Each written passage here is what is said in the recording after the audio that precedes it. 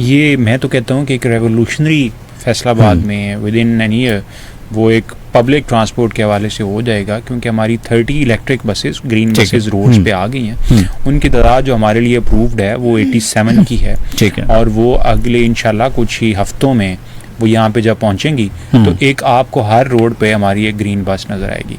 फिर एक हमारा प्रोजेक्ट है जो मेट्रो प्रोजेक्ट है, मेट्रो बस का इंटरनेशनल स्टैंडर्ड का, वो हमारा किक स्टार्ट हो गया है। उसकी 20 किलोमीटर लेंथ है।